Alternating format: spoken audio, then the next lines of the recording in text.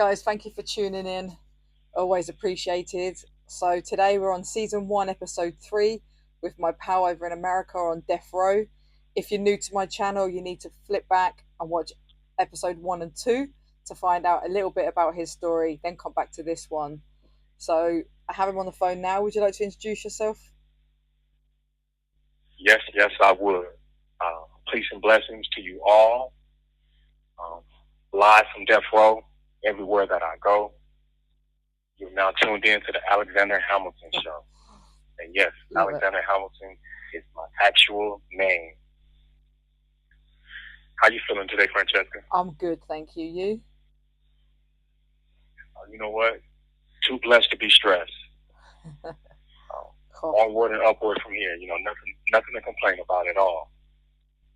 That's big words for someone that's on death row. That's for sure. That's such a brilliant place to be in prison. I know myself. To if you can got a positive mind, it makes the journey a whole lot easier.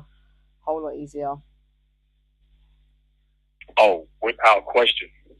Because optimism is a muscle that you have to continuously flex. Like being optimistic, that's a practice. Like that doesn't come overnight. You flex the muscle, it grows stronger with use. It's a mindset and it's a lifestyle. So you don't have a choice but to be committed. There's a big difference between interested in something and being committed to something. And me, I'm committed to being optimistic because it just gives you so much more respect for the future.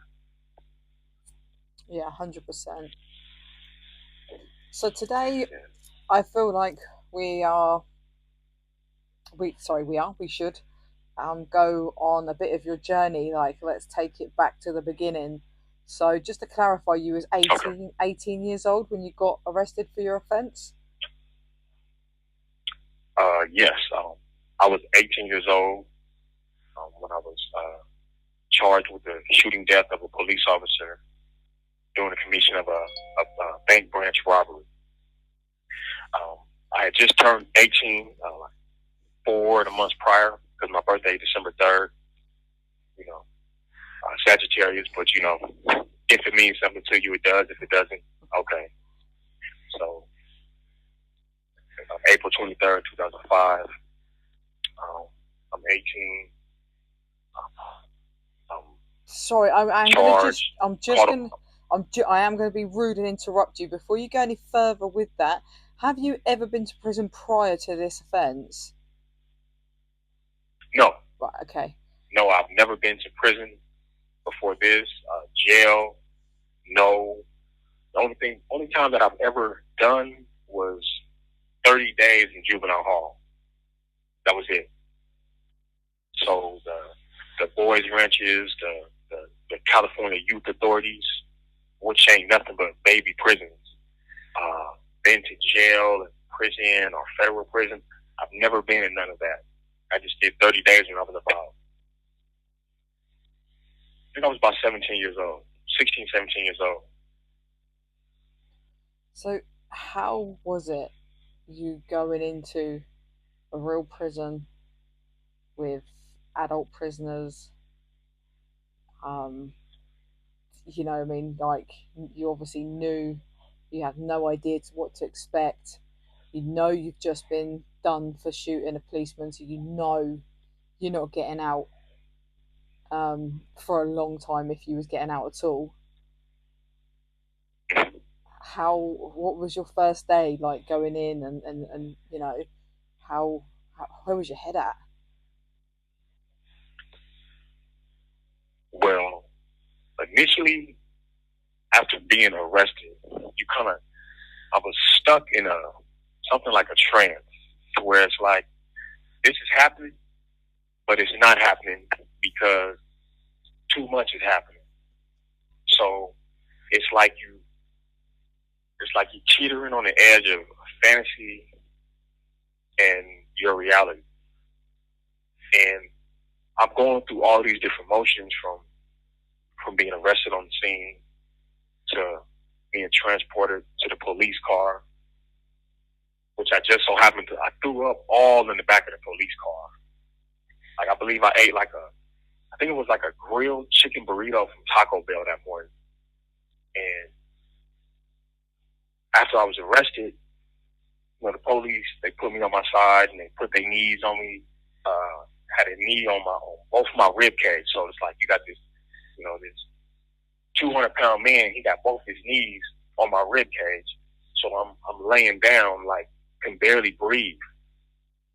So he was on me for so long to where, like, when I finally did get a chance to stand up and breathe, it's like I was lightheaded, and my ribs and my chest was just, it was an extreme amount of pressure. So when I did finally make it to the police car, like, that's the first thing I did. I just threw up all over the backseat of the police car. And, like, that right there was like, okay, that feels a little better. But it's not going to change the fact that I'm going to go down here to this police station. These people are about to book me for shooting a police officer. In my mind, I know that, like, the nails on my coffin, I can hear them being slapped into place. But then again, it's like, it's too late now. We already here.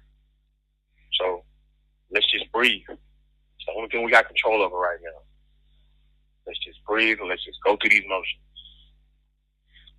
So as I'm getting driven to the police station, you see it's like the whole streets are just packed with police cars coming from all these different cities and counties.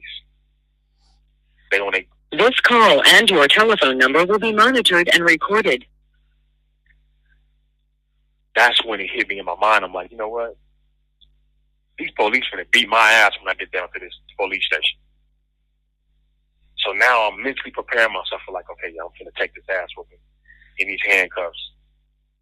And that's just gonna be what it's gonna be. I was going to ask, did they beat you? However, they didn't. Oh, wow. They didn't. Surprisingly, they didn't. Now, I'm gonna jump around real quick. So, the police officer that actually took me to the police station, I seen this guy like 10, 12 years later on death row. And the dude, I didn't even recognize who he was. And the dude stepped to me. He was working as a CO on death row. And he stepped to me and said, hey, man, you don't remember me, do you? I say, nah, not off the top of my head. He showed me his name tag. He said, yeah, man, I'm the one that drove you to the police station on this day when this happened, and threw up in the backseat of the police car. And I'm sitting there and I'm looking at him like, yeah, because at the time I guess they was letting people work overtime or work two different jobs, like being a CO and a police officer, which I thought was illegal. Yeah. But anyway, like, for him to know what he knew, and he also asked me about the radio station because he's like, yeah, man, I remember because I asked you if you wanted to listen to the radio. And in my mind, I couldn't wrap my mind around the fact that why is this dude even making an attempt to be cordial with me? Mm. Well, come to find out, he was making an attempt to be cordial with me because he knew that he was going to see me somewhere down the line. So maybe that was his attempt to be like, hey, man, it is what it is. You do your time, I do my job. It ain't nothing personal. So I don't know what made them or what told them not to put their hands on me, but I'm glad they didn't. Mm. So when I do actually like get out the car and get to the police station, like you got like 15 police in the police station. They just standing there. They just hot. It's like 15 white dudes and like 2 Mexicans. They just standing there, just furious, tears in their eyes, sweating. Like I'm like, oh yeah, this finna be bad. However, they never touched me. Wow. And that boggles my mind to this day. So after spending hours in this little cell, uh, waiting to talk to these investigators, in handcuffs, and then when we finally start getting up and getting around to like fingerprint,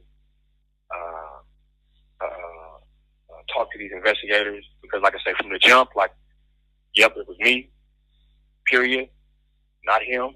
You don't know nothing about no shooting or nothing. It's me. So that was just for clarificational purposes. So after I'm done with all the intake stuff, and they put me in a different cell, and they told me, okay, well, now from here, you're going to go to the county jail. This call and your telephone number will be monitored and recorded. So I'm sitting back waiting to go to the county jail, and I think I'm going to get comfortable, like, on this little bunk. And, every 5 minutes, here comes some police, beating on the glass, trying to wake me up. Once again, like, I'll take that over ass whooping any day. Mm. So when I finally did leave Antioch Police Station, and they transferred me to Martinez Detention Facility, I'm still like in a, whether it's fantasy or reality, I'm still struggling with that. Am I dreaming or not? There it is. Am I dreaming or not? So I get to Martinez Detention Facility in Contra Costa County. I'm held in the cell for a little while. Once again, fingerprints and all that other stuff. And, intake lined up with police, like they just looking at me like mad. And once again, in my mind, I'm like, okay, well, shit. This might be that time. Didn't happen again. So, all right, that's 2 bullets I didn't dodge that quick. And I don't mean to say bullets, but you know what I mean. Yes, no, I know what you mean. So, yeah, they give me a change of clothes. I get upstairs. They send me straight to the hole. I don't go to the main line. I don't go to the general population. They send me to the hole, and in the hole, they got 3 sides to it. A side got 26 cells. B side got 12 cells, and then you got C side. C side only got 9 cells. So I go to C side. Out of these 9 cells, they put me in the first cell, which was the only cell that couldn't see the TV. Oh, wow. So, yes. And on the C side, when you go to there is no... You have 60 seconds remaining. A side got a yard. Mm. A side got a yard. They could get you some air and see up top. B side got a yard as well. C side, there was no yard. You just came out onto the floor. I'm going to hold it right there, and I'm going to call you right back. Yeah. All right. Bye. So what I'm about to ask him is when he says the hole, so I'm just going to get clarification on it. So I think the hole is what we call segregation over in the UK. Now, segregation is where you're in a cell. There's like one wing. In Bronzefield, I think it had, maybe four rooms, maybe 4 cells. So there's no TV in there. They have a little yard, but it's a punishment. The people go there for, if you've acted up, you go down to segregation. I think that's what they call the hole. So like I said, I'll get clarification on that in 2 secs. And I can't believe he didn't get beat up. But I guess at the end of the day, not all coppers are bad. Just because, you hear the stories in America, it doesn't mean that everybody is, the same. And yeah, I'm really shocked. I'm shocked as he is that they didn't kick his ass, especially killing a policeman.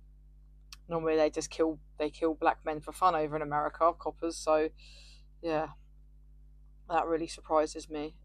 There we go. This is Global Tel Link. You have a prepaid call from Alexander Hamilton. an inmate at the R.J. Donovan Correctional Facility, San Diego, California. This call and your telephone number will be monitored and recorded. You have a prepaid call. You will not be charged for this call. To accept this Just call, fast forward say this bit. or dial 5 now. Okay. Thank you for using Global Tel Link. Hello. Hello. Right, so just before you go in any further, I'm going to jump in real quick. So when you say the whole, now we have something that's called the segregation. So you go there if you're really bad, and you're being punished, and it has no TV. I think it's only like 4 or 5 cells there, and you go there if you're being punished. Like I said, there's no TV in your cell. There's a little courtyard, and you're only allowed out on your own for like an hour exercise every day. So is that kind of sound Yeah. like what the whole is, what you're talking about? Yes. Yes. Because you have the general population where you got, everybody coming out together. Mm-hmm. Group time, yard time, basketball court, in the day room. That's regular general population. Yeah. The whole is, administrative segregation. So, like, if you get in trouble on the main line, they'll send you to the hall. Yeah. This is where you're gonna do your hall time at. Or if you come through the gate, like at the time, remember this is 2005. So if you come through the gate and you are what they consider an active gang member, on paper, they'll send you, a validated gang member. On paper, they send you straight to the hall, like off the top. Or if you're in prison and you're in the hall and you have to come down from prison to the county jail for whatever reason, you're going from the hall in prison to the hall in the county. So yes, with the correlation that you made is right. Mm-hmm. So in the hall, Seaside, you came out onto the floor. Like that was it. Like you came out, you can get in the shower right here. You can get you some hot water, or you could sweep them off your cell, or you could stand out here and look at this TV for an hour. But you're gonna get this 1 hour of free time, and that's a wrap. Mm. So, like that right there was how my time started. So it wasn't nobody trying to take me up under their wing, or you got all these dudes that's trying to tell you what prison is supposed to be like, and all these glory days of everything that they did in prison. No. My first 2.5 years in prison was me becoming well acquainted with myself, understanding, who self is, like truly grasping or understanding of the difference between, self-esteem and self-image. They're different. So I didn't have all these people just trying to pull me over into whatever they was doing. Mm. It was me dealing with me day in, day out. And I think that was rougher than dealing with anybody else, because the thing about prison, it's not that these aren't new characters. I'm just growing up in the hood and experiencing everything that I've experienced. These aren't new characters. All these people, we're coming from the same streets, the same kind of environment, under the same strains and pressures. You understand what I'm saying? So it's like these prison people, they're nobody new. Mm. For some reason, a lot of people have tricked themselves into believing that. So it's like, oh man, I'm going to go to prison. Or I'm in jail around all these killers. This call and your telephone number will be monitored and recorded. But like I say, when I first talked to my father, because he did some time way back when, I think it was like the late 60s, early 70s. And I talked to my father, he said, look, ain't nobody in there new. You know what you're dealing with. You know how to deal with them dudes. You dealt with them out here, you're going to deal with them in there. He said, there's nothing that I can tell you to get your mind ready for what you're about to experience. Because, like I say, we went to prison. I'm going to prison at a different time than what he experienced prison. So he can't give me an accurate description of what's going on behind these walls. Yeah. He said, but the only thing that I can tell you is you are finna meet some true characters. He said, even when you take the drugs and the alcohol out of the equation, you finna realize that a lot of people are way crazier than what you could possibly imagine, and that they use these drugs and these alcohol to keep that to a minimum. Now that you're in a situation to where like they don't have that to lean on, you can see it. Yeah. So make sure you do you and don't get involved in nobody else playing the program, because it's not going to be in your favor. So that right there, that really helped me to like really just, okay, take a break. Really look at things for what they are and not try to twist them to be anything other than what they are, because it's right there in front of me.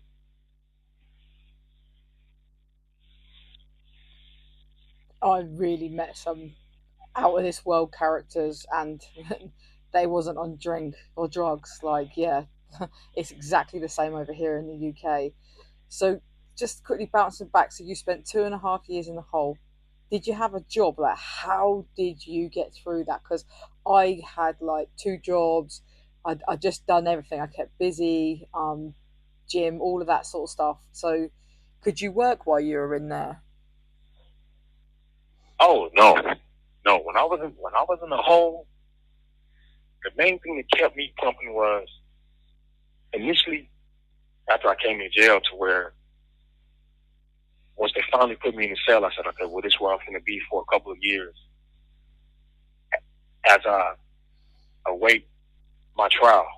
So I knew I was going to be here for a couple of years. So I said, you know what, let me get into some sort of program.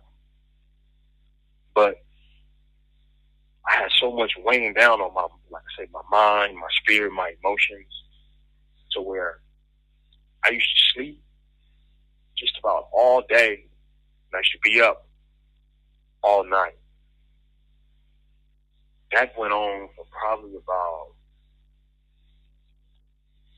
no longer than 2 or 3 months. So I just be up all night, and I was reading westerns, fantasy books. They had like these urban. It was this writer named L.A. Banks. It was this black lady, and she had like these urban fantasy vampire novels, which I thought was crazy, because I didn't even know black folks wrote stuff like that, to be honest with you. And when I opened up the back of the book and I seen this black woman right there, and it's an urban fantasy vampire novel, I said, I gotta check this out, just on the strength. So my mom was reading, all just to kill time. Nothing of substance, I'm just killing time. This is my way of breathing. Right before, like probably like 4 o'clock, 4:30, I just do some push-ups, because I know that they was going to open up this door probably about 90 minutes so I can go get my shower. So I sit around, and first thing every morning, like they wouldn't even get on the loudspeaker and say nothing. They just pop my door. You know, I come out, speak to the fellas, hit the shower, get out the shower, ask everybody if they needed some water or something. Did nobody need no water? After that hour was up, I was back in my cell. And I used to read the newspaper. I crouch across the Times. I read the newspaper every day. And about lunchtime, yeah, as soon as lunch came, I was asleep. Like it was just over. Like, and it used to just be weighing on me. Like I was so interested in going to sleep, but I wasn't sleeping restfully. You understand what I'm saying? I I wasn't sleeping restfully. I was just like more in a rush to just be over with part of the day. Hopefully when I wake up, you know what I'm saying, it's gonna be dinner. Then after dinner, it's gonna be too late for me to hear anything. Well, So that's how I started. yeah, I was gonna say, so you're 2.5 years are up in the hole. Where do you go from there? So no, hold on, no job in the hole, and like I say, reading, writing letters, doing push-ups, cleaning up that cell. That was all I did for about 2.5 years. I'll go insane. So, so as I'm getting ready for trial, this is when you got all these. Well, off the top, you get a because I have a capital case. You get an attorney, which is your counsel. You get another attorney, which is your keening counsel. You get a paralegal, who really isn't nothing but like your attorney's little secretary that's helping them with everything. And you get a private investigator. So the whole time while I'm incarcerated, I have my legal team. You know, they doing their job. You know, the investigators going to every spot that I lived in and been around in Antioch and Pittsburgh, asking people, do they know me? What do you know about this case? Like, how do you feel about him individually? All this little investigative nosiness, because it ain't nothing but being nosy. Well, my attorney is dealing with my family, getting them ready for this trial and letting them know how everything is going to proceed. And I have to talk to these different, they have psychologists, psychiatrists. So as I'm talking to these doctors and these psychologists, that's when I really understood that, yeah, I got a problem. I got some issues that need to be handled with. You feel me? Mm-hmm. So sitting there talking to these doctors, and you got this hard shell up, like I'm not gonna talk to this lady, and this lady looking at you like I'm 18, and this lady been doing this for 25 years, and she like, I've been doing this before you even thought about. Like, this is for you. Like, this is genuinely for you. I understand that you have an understanding of what your punishment is going to be, but this is for you, so you can look in the mirror and understand who's in the mirror and understand where that person in the mirror wants to go. So this is all for you. And the minute that you accept that, this will be smoother for you. So my 2.5 years in the county jail was just like me getting ready for the long haul. And when I left the county, I went straight to prison. Give me 1 minute, because this thing's gonna log me out. Let me call you right back, okay? Yeah, no worries. Okay. Keep it unlocked. I would go mentally insane. Like, lockdown, when I done the last 12 months on lockdown, and I was lucky because I had the laundry job, but I felt like I was going insane, and we had TVs. Oh God, to imagine being in a cell coming out 1 hour a day. I don't think I'd have coped. I know I can sit there, I didn't think I'd cope with my sentence, but you don't have a choice, you just get on and do it. But still, like, that's just with your own thoughts, like, that's just dangerous. I think, the seg's quite a good thing as a punishment and stuff like that. But yeah, I don't know how people survive in there for years and years and years. That's just crazy. I think, I'd be going out of prison into a mental hospital if I was locked down. Yeah, just the thought of it. Like I said, just when we was in lockdown as well, we just had like basic channels, and then they added the TV station, so we had like an extra 7 channels or something, if you take away the music channels and stuff like that. And it was great. Like, we were privileged, and grateful to have it, but they kept playing the same thing over and over. You're watching the same films in and out, playing the same music on the music channels, and even that like drives you mad.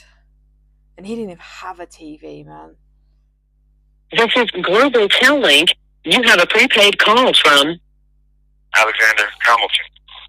an inmate at the R.J. Donovan Correctional Facility, San Diego, California. This call and your telephone number will be monitored and recorded. You have a prepaid call. You will not be charged for this call. To accept this call, say or dial 5 now. Thank you for using Global Tel Link. I'm back. Hey. Yes. So, after the 2.5 years in county jail, they transferred me over to San Quentin State Prison, and that's when I began my prison time as a death row prisoner at 20 years old.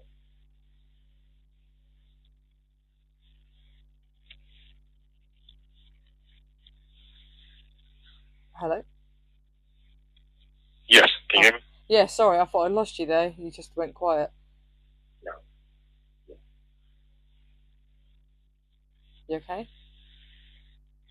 Yeah, no, I was saying like, Yeah, so sorry. So you go that over, was when, so yeah. you started your newt, so now you're going into the big boy prison, doing a big boy sentence. Yes.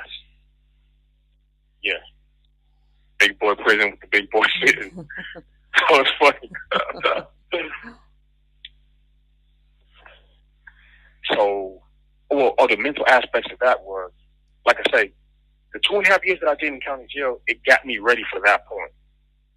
Because even though I was in a whole lot of nonsense was continuously happening in the hole. And one thing I learned early on was too many people were going through too much stuff. Like, and it was just like out in the open. It was like, it's crazy hearing your neighbor break down. And then, 2 weeks later, the other dude on the other side of him, you hearing these dudes like break down. Like this prison stuff is eating them alive. You know what I'm saying? You're hearing these dudes, they waking up in the middle of the night, they calling for their mamas, their grandmas, their daddies, everybody. Oh, these are grown men, remind you. These are grown men we're talking about. Now, I am not saying that a man does not have a right to emotions. What I'm saying is, to hear it. We're in a situation where we understand that only the strong survive. We're in a situation to where, like, we're instructed to keep our emotions to ourselves, to be in control, to stay strong, to stand firm. Yet this man goes to sleep, and his whole life story comes out of his mouth. Now, the sad part is when you realize that this dude doesn't even understand that he has night terrors. People been telling him this, but he never believed it because you're asleep. Mm.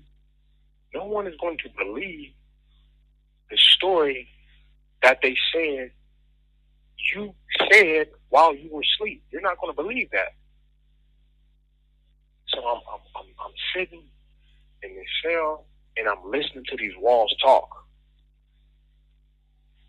And it was just so, it like really put me in check. It just like, early on, it gave me a sense of compassion and understanding to where it's like, people got a lot of stuff that they go through, things that they deal with, and, they battle their demons the way they battle their demons.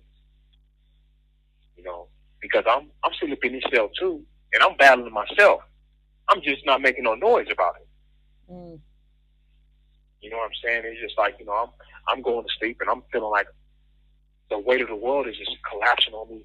This call and your telephone number will be monitored and recorded.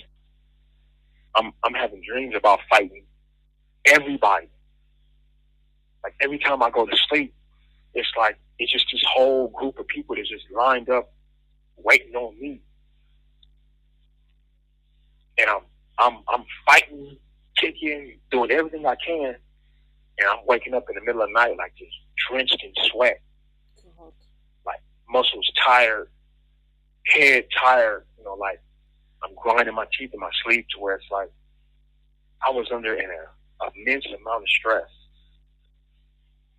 So then when you hear other people going through this, it's like you can't throw shade at them. Like, bro, if that's what's working for you, that's what's working for you.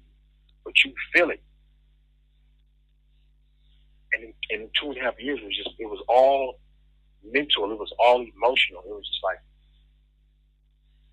all like this spiritual battle that I was in. So by the time I got to prison, I wasn't really tripping off nobody because I knew that I had grasped a sense of self, and I realized that it's the only body I got in the universe. It's the only home that I have in the universe. It's me wherever I'm at. So like just going to a new prison and being surrounded by all these killers, once again, these dudes came from the street before they ever went to prison. So I done been around these dudes already. So I wasn't really thinking about none of these dudes. And then, you turn on a cold case and you walk down the chair, you're like, oh, well, there goes that guy. Or you turn on court TV and you're like, oh, man, there goes that guy and that guy and that guy. And then you really that's when I really started feeling out of place on death row. It's like, I'm not supposed to be here. Like, I'm not disrespecting nobody's life. I'm not disrespecting nobody's profession. However,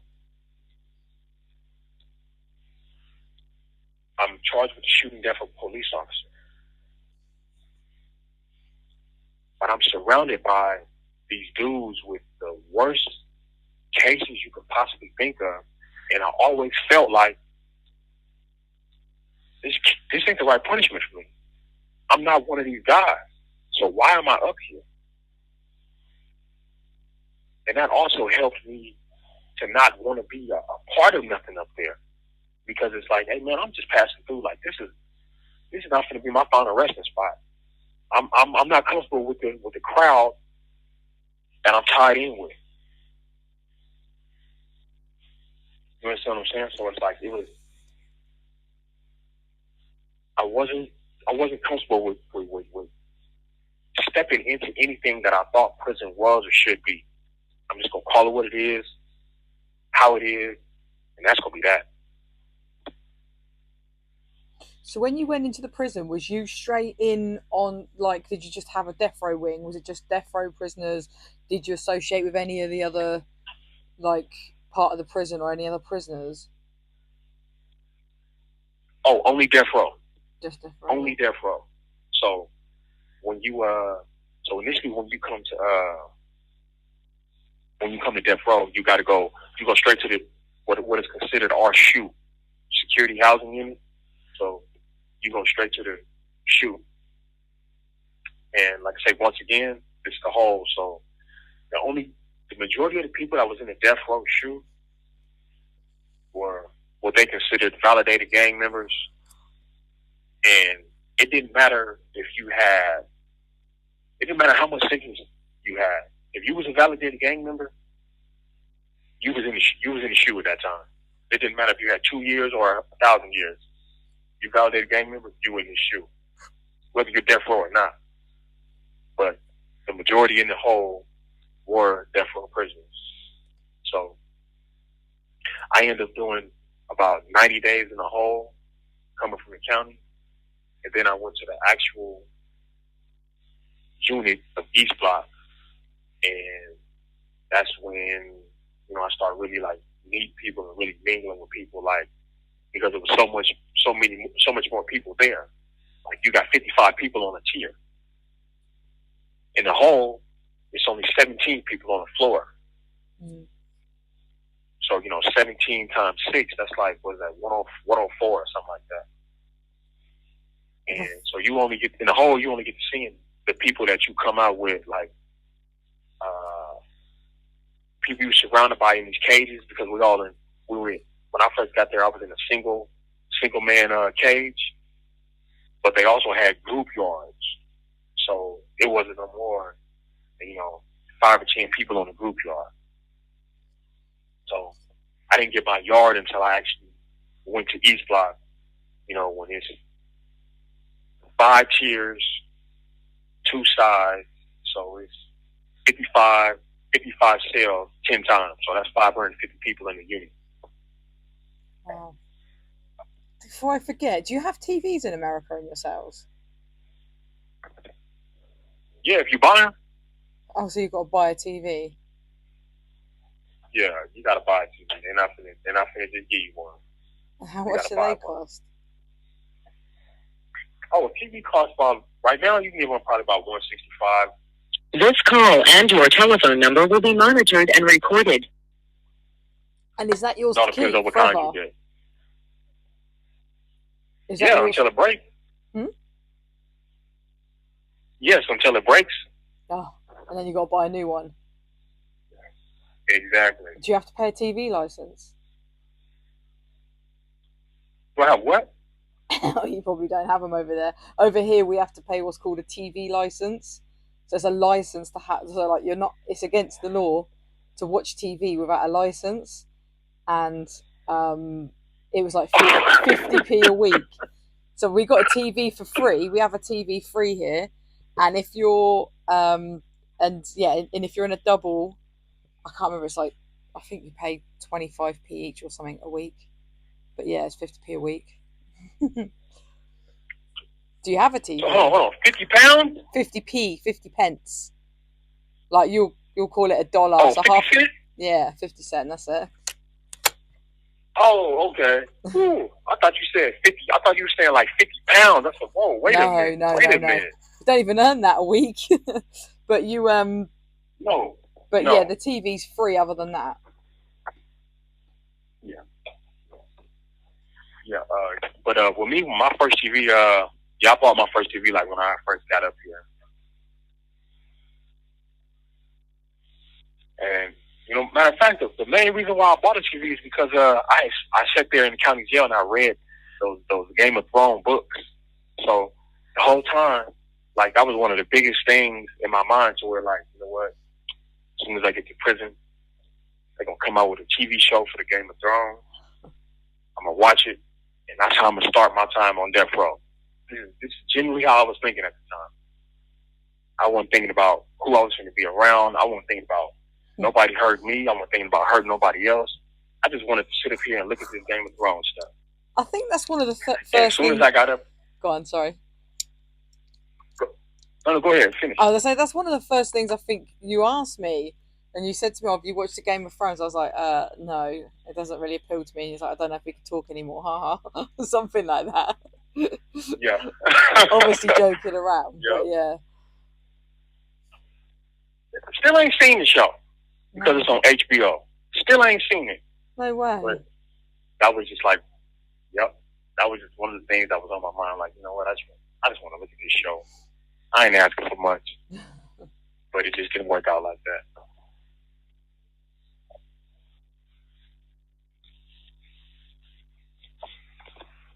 So yeah, sorry, I think I kind of rudely interrupted you there. It's just a question. I think someone actually asked me that. Do you have a TV? I'm sure that's where it come from. Someone commented the other day on the video, the last one that we've done. And then actually, when I think back to when I watched like the women's prisons in America, I don't ever recall seeing a TV in the cells. Yeah. I know, like I say, with us over here is like the TV thing is TVs are really just a distraction. Because at first, like, it wasn't before my time they didn't allow us to have TV. So like the TV thing, like this is just a big distraction. So like it's so easy to just. You have 60 seconds remaining. Turn the TV on and just zone out. No, definitely was a. So Do I'm you want to call me back? Yeah, I'm gonna call you back. So obviously, if you are new to this, it cuts off every 15 minutes. So he has to call me back. It's a little bit frustrating, but at the same time, I'm grateful it must be just as frustrating for him as well.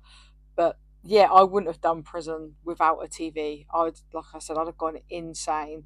But when I come out, I don't watch TV. If I'm with someone and they want to watch TV, then I'll watch TV. And and I have seen some good series. I was actually sucked in by Stranger Things. I'm not gonna lie, and I'm well looking forward to the next one this year. Hopefully, it comes out. But yeah, if I'm on my own, I never ever watch TV. I think I watched so much TV in prison. I was so sick of the same stuff that it just does not appeal to me at all. Um, yeah, I think I've probably sat I've been out nearly 3 years, and I think I've probably watched 3 max films on my own. This is Global Tel Link. You have a prepaid call from Alexander Hamilton. an inmate at the R.J. Donovan Correctional Facility, San Diego, California. This call and your telephone number will be monitored and recorded. You have a prepaid call. You will not be charged for this call. To accept this call, say or dial. Thank you for using Global Tel Link. Hey. Right, so we do an hour's episode each. We record one each week. So we got 15 minutes left. Let's make it juicy. So, was you? Well, this is not juicy, obviously, on your behalf. But was you ever beaten up by officers in prison? You know what? Never have been. Never have been. Does it happen? Have you I seen have it happen? On the regular. I mean, for no reason. I mean, obviously, if someone's acting up or they're being an idiot, it's a totally different story. But I mean, like you see the stories or you hear the stories and stuff that they go in and just beat the crap out of someone because they don't like them, or because of their offence, or they're bullying them, or. Well, I'm gonna go back to the county jail. In the county jail, the 2.5 years that I was in the county jail, you got to understand something. There's a difference between being a correctional officer and a sheriff. Sheriffs deal with the county jail. Correctional officers deal with prisoners. So inside of a prison, you deal with a correctional officer. Inside of jail, you're dealing with the police. The police are way more aggressive than what these correctional officers could ever be, because these police,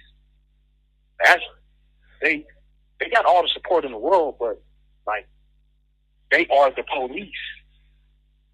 So it's different. So we had loudspeakers in the county jail to where they can get on your mic and let you know, hey, you got a legal visit, you got a visit, free time or whatever. So if the police got on your mic for anything and they felt like your response was any sort of aggressive, they used to run up there and beat people's asses on the regular. I even had a situation with the police in the county jail. I just didn't bite. When he ran up there to my cell and got to talking shit, I just didn't bite on it. Yeah. You know what I'm saying? It's 15 police officers right here. I'm just not going to bite on it. But that was like a regular occurrence. You know what I'm saying? We in the hole, so every night they have to come through there and check the back gate to see if your window, which got a screen over it, to make sure it's locked and you ain't trying to dig your way out. So the police come through, hey man, get off the damn door. We gotta check. Aggressively. So if you ain't moving fast enough, you might get your ass put behind there. And the cold part about it is, because you on Seaside and it's 2 little flights of stairs that you have to go down to get to the floor. So if you get your ass beat on Seaside, you're gonna get thrown down both them little stairs. You're gonna get thrown down both of them, and then you have to take an elevator ride down the intake. So when you see these people the next day or the day after, they can't even get up. Some broken arm, busted lip, bloody eyes, they just look like they've been abused. So like that police brutality stuff, like that was real, and it was consistent. All that, when you have some people want to make noise and they just want to kick on their door and beat on their door, police tell you to cut that out. You don't do it. Yeah, you finna get beat up and chased by everybody involved. And there's no repercussion. So yeah, these are police. No, this is the county jail. You would be surprised all the stuff that the police get away with in these county jails. Now don't get me wrong. Correctional officers, they just as bad too. But it wasn't as consistent as the sheriffs. Because in here, like, you got people on these side of the walls, like, they've already been tried and convicted. So you know, like, okay, I'm dealing with somebody that got all day. Oh, I'm dealing with somebody, they just genuinely don't care. So sometimes these correctional officers, they go above and beyond for no reason. Because they really trying to play police. That's all it is. Mm. Any CO should be coming to prison, get they 8 hours of work and escape. Period. You ain't got to do nothing extra. But when you see prisoners getting into it with correctional officers, that's because these correctional officers are usually trying to be police officers other than COs, and that's when the things start to clash. But I've seen people get whooped out by COs too. Is there a lot of female officers have you seen, like in America, in the men's prisons? Wait, say that again? Is there a lot of female officers in the men's prisons? Yeah, it all depends on what prison you're in. Like when I first started in San Quentin, there was a lot of women that worked in San Quentin. But over time, like they just started weeding them out and sending them to different spots. But This call and your telephone number will be monitored and recorded. there's still many female officers in CDCR. And are they just as bad as the men, or do they try and like mother you a bit?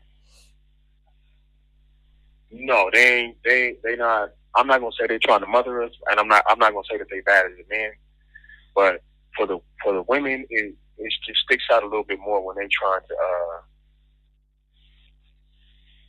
to assert their dominance. Mm-hmm. It's every moment of the day, like with everything.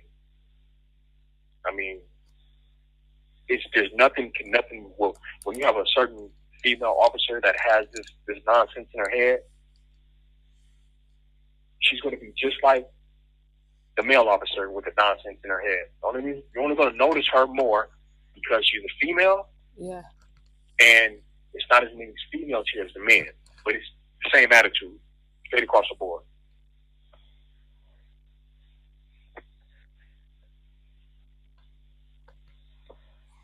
That must be tough. I don't know, like, because obviously you hear stories, like I know some women in the UK that were officers that worked in a man's prison, and she said one of them, like, they tried to, like, I don't even know, you could sexually assault her. But it was luckily like another officer came in, so yeah, I don't think I would want to be an officer anyway, but I don't think I'd want to work in a man's jail if I was female. Just a whole different ball game. But let me say this, or like I say, this is the general population yard that I'm on right now. So there's a difference between, like I said, you got general population and you got S and Y. I'm not saying it doesn't happen, but I haven't heard about no female even attemptedly sexually assaulted by a man inside of the last, 30 years on a GPR. That's good. But when it comes to these other yards, like where there is no rules at all, yeah, you know about stuff like that happening. You know what I'm saying? With like just the sexually aggressive towards these women, whether it's verbally or physically. Yeah, you hear about that. But on the general population yard, nah. I'm not saying it hasn't happened. I'm saying that you don't really hear about that because you don't want that. That's the grounds for removal right there. Like you don't even want to put yourself in that position. You basically saying, hey, homie, it's time for me to go. Mm-hmm. You know, so yeah, I wouldn't think like that. I couldn't even tell nobody that, you know, working in a men's prison, that's grounds for you possibly being raped. I couldn't get behind that. Now, like I say, GP and SNY, there's a difference.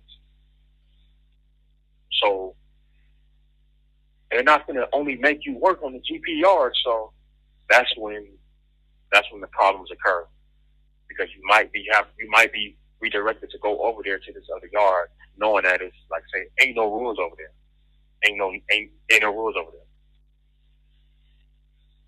God.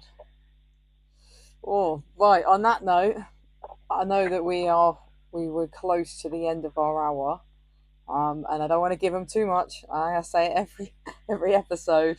So yeah, I think we'll leave it on a really good note there. We got we've got your first sort of 2.5 years being in the hole, what it was like for you going in, so we can pick up. Sorry, I speak as usual. We can pick up where we left off next week. So, thank you everybody. Yes, we can. Sorry, I thank you everybody who stay tuned in and always watching the videos. We're grateful as always. I'll let you say goodbye. Oh, you know what? I appreciate y'all. You know what I'm saying? Thank you for clicking on and tuning in. And I trust that this dialogue will encourage you to share your personal viewpoints with the world, with us. Post, subscribe, share, all that good stuff. You know what I'm saying? Your mama, your daddy, your brother, and your wife, husband, everybody. Even the dogs. Even the dog. And I hope that the next engagement makes you feel such a way to do it again. Peace and blessings, y'all. Thank you for your time. Thank you, everyone. Thank you, Alexander, and thank you, guys. Really appreciate it, always.